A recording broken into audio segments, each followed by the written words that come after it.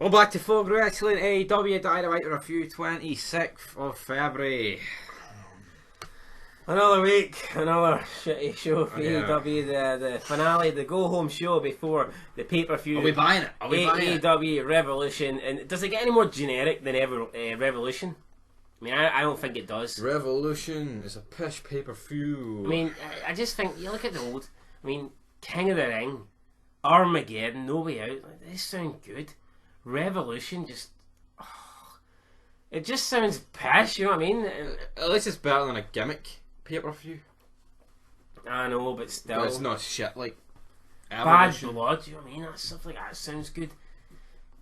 See pay-per-views like fucking bragging rights. I don't know. What even kicked off this shit?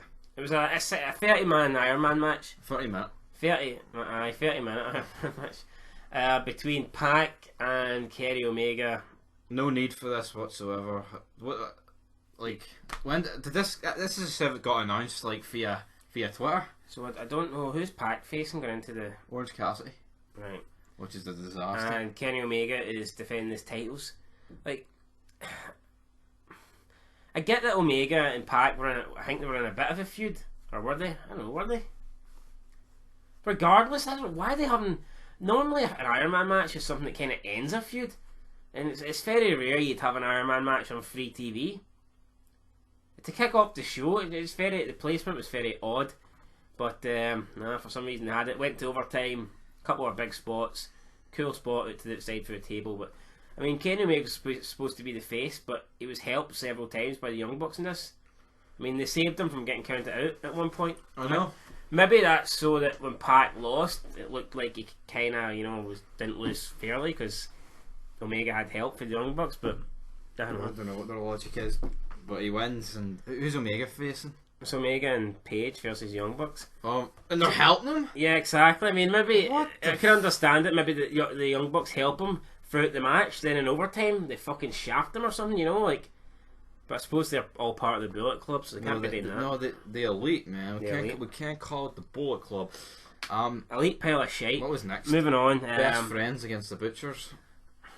Well, Orange Cassidy. It's not the Butchers, it's the Butch, the Blade, and the Bunny.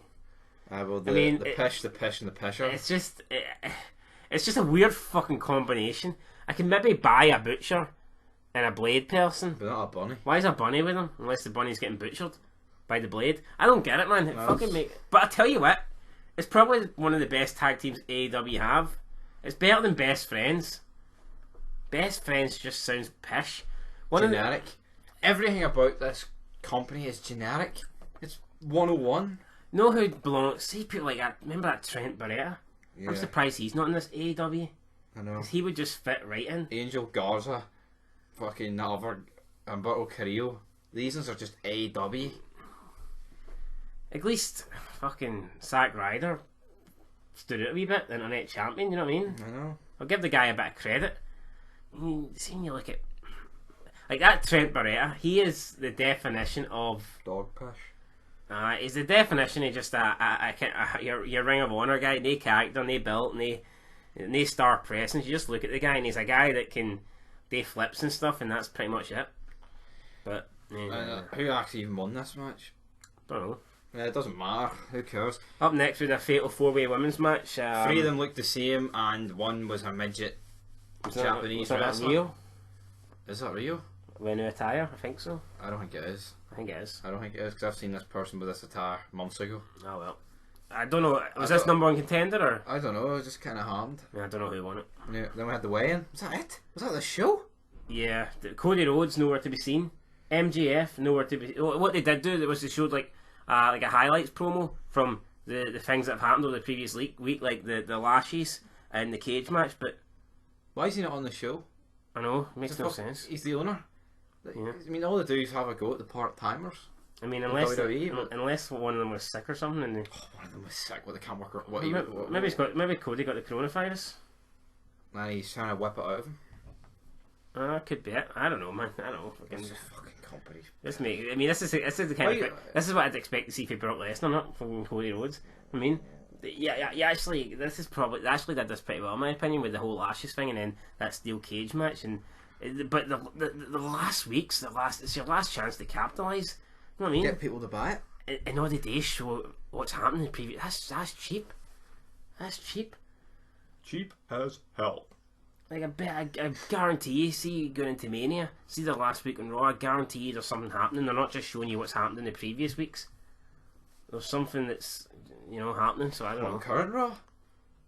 Well, not, And even on current Raw, they get Brock to show up and jog on the spot. on the last week. That's better than this. There was no jogging on the spot. The last week, you're supposed to save your best shit for the last week before, and they just, I don't know, they just did highlights, so that was interesting.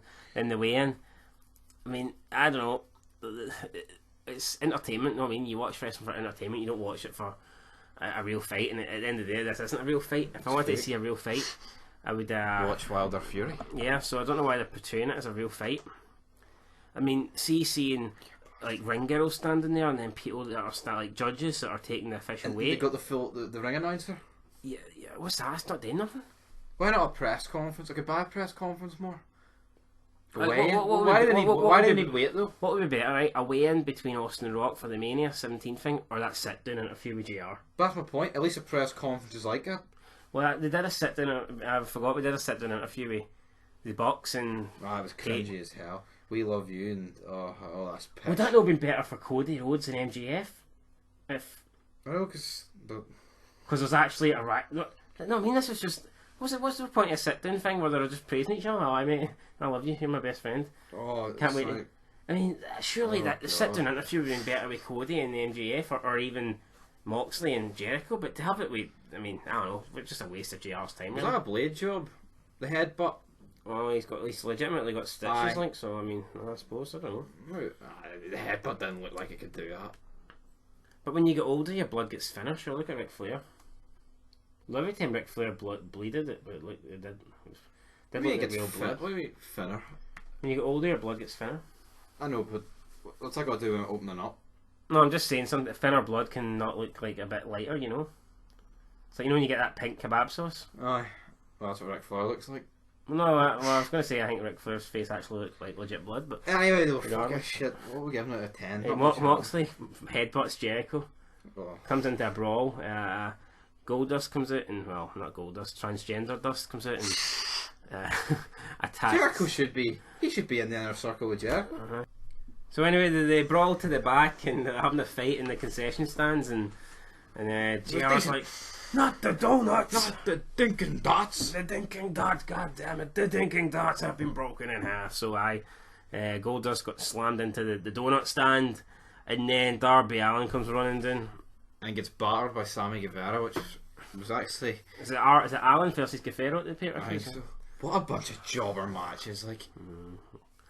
See, that's Guevara versus Darby Allin. That's not even Velocity. That's not even pre-show Velocity.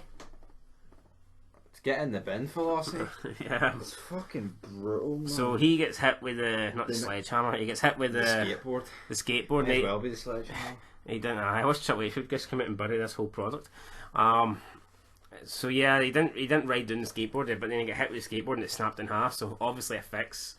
Like I don't expect the guy to break a full skateboard over, because I mean that would fucking hurt, because skateboard's actually pretty tough. And you would know about that. Well, I'm the guy that got like 13 stitches for a skateboard accident, but and then that was it. Moxley and Jericho continued to brawl, and then Jericho hits Moxley's DDT onto the scales, and that is it to end the go home show. I mean, not the worst wrestling show of the week. Definitely not, because Monday Night Raw starts on a Monday, and it's like you know what I mean. It's WWE Raw sets a high target to beat in terms of putting on the worst show of the week. So yeah. Don't get me wrong. There's always a good chance it'll get beat on Thursday when Impact airs, but. I mean, like that's had JR. It's got JR every week. Raw sets the bar high when it comes to the shittest show of the week. So, and the odd week when we review Impact Taz is the was worst. The night. Impact is the worst, but it just depends when we review that. Well, there was a segment with Joey Ryan and RVD, so that might be enough to make it better than Raw. That could be like that. As for this show, like the Iron Man match, it wasn't terrible, right? But I just don't care. It's as simple as that, you know. Don't care. To me, it has to be the main event. Give it. It's like to me, it's a pay-per-view thing. You know what I mean? Yeah, well, yeah, but if they're going to do it on the thing, then it has to be the main event. Build it up. Didn't really get that. I know. When you start, it's weird starting the show. That's all they do. Oh, let's do something different. So, remember they did that match on Raw? I think it was like 2 years ago, where it was like 127 minutes a match. Aye. It was like a 9-man gauntlet. What the fuck was that all about? I appreciate the fact they tried something different, like, but fuck me, it's that not the Seth Rollins show? Was he not in it for most of it? Yeah. Anyway, though, rating out of 10. Iron Man match was alright, I guess. Spot to the outside was good for a table, but I just don't really care. Best friend stuff was pish. The women's match was pish. Yeah, the backstage segment with them sitting down. Yeah, the sit down thing. I think that's probably the worst. I mean, that could have been good, but it should have been with either Cody and that MJF guy, or with Jericho and Moxley, or even, I don't know, even fucking with two people that are in a feud. Not with, or even Dustin and transgender Dustin Swagger or whatever it's Hager. Put it this way, this show just didn't really make me want to buy the pay-per-view. No, like see Jericho Moxley. It didn't even make me want to illegally stream it.